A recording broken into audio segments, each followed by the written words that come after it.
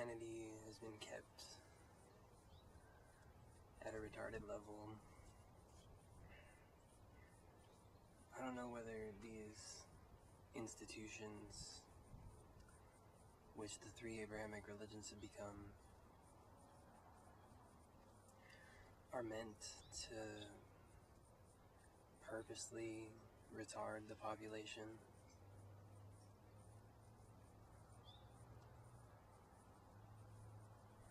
If they're actually in place for a reason, or if they've just become out of hand and corrupt for no reason whatsoever.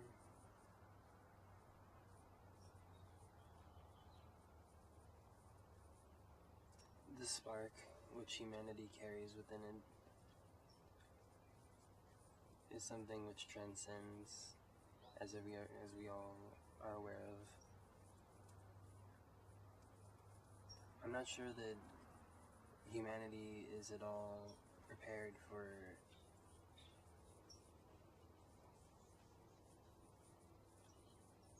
the real level, the type of reality that the Christ was experiencing. I'm sure that there's a large amount of people who are. But like you said, it's best to keep it simple for humanity as a whole, because they're mostly at a level where they just need to, detach from the temporary things in the material world and start to reconnect, inward. The whole problem comes from attachment to the exterior senses. Attachment to the exterior senses and assumptions about what reality is. It's just, there's such a mass confusion, though, generated by, groups like these three churches that you're talking about. Islam, Christianity, and Judaism, who've really become,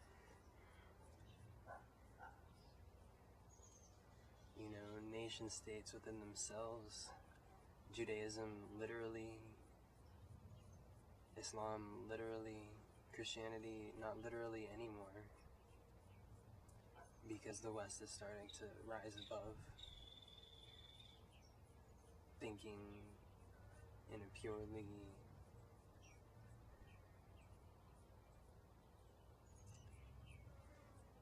religious way, in a purely old way, and looking for new ways of thinking, new ways of looking at things in a more scientific and scrutinizing way.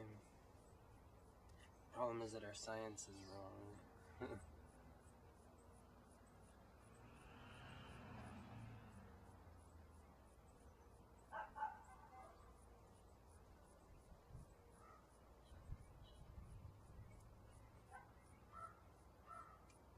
Forgiveness, like you said, humility,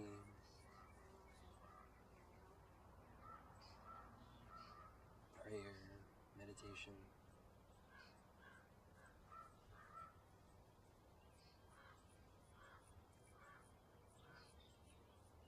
Those things bring humanity closer to the inward realm,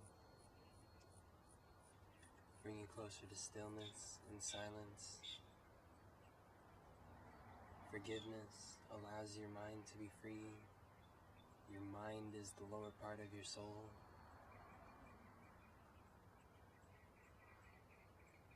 And so when your mind is free, your soul is free.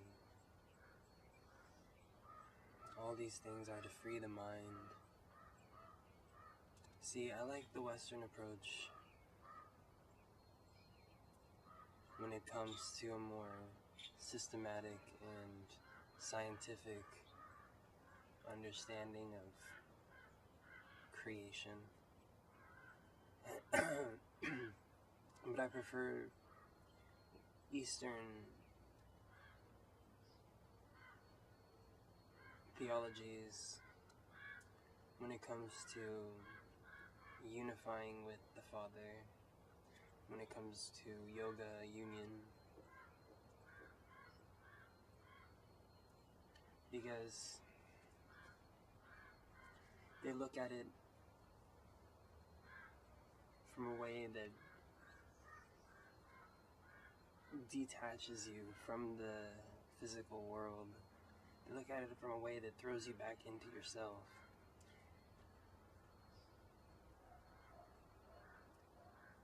I'm not saying that we need to throw the physical world away, but what I'm saying is that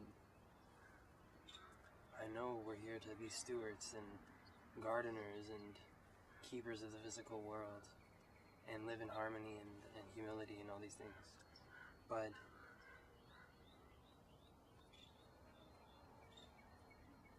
you can't truly manifest these things until that you start to see things how they are. And to see things how they are, you have to throw yourself inward and realize that the material physical world, realize that the physical senses, realize what this is, you know? That this is a frozen dream. That's all. It exists parallel to billions and trillions of other frozen dreams.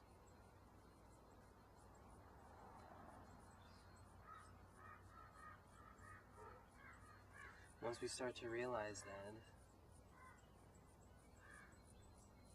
then we can start to really understand and invoke the presence of that Brahma or Father.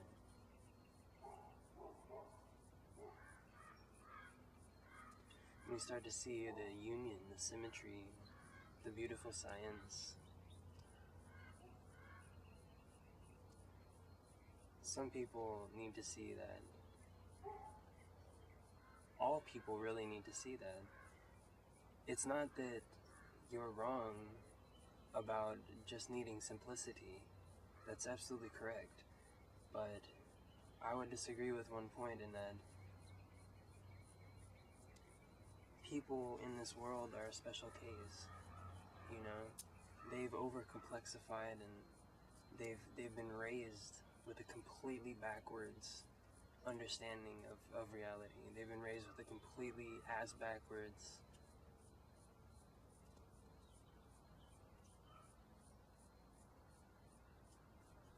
modality of thought and of seeing things, of attachments and samskaras and graven images and assumptions about what reality is.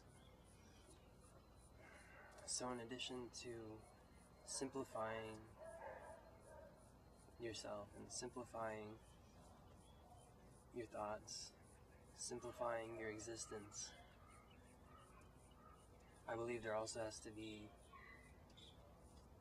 a reconfiguration of the mind and of understanding, and a readaptation of that wisdom, that logoic wisdom.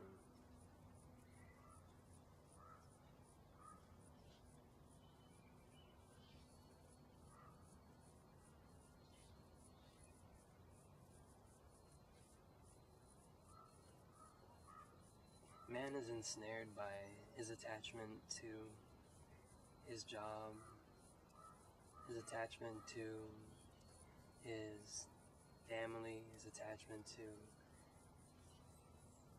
his country, his attachment to his physical body. He's ensnared by his attachment to his physical body.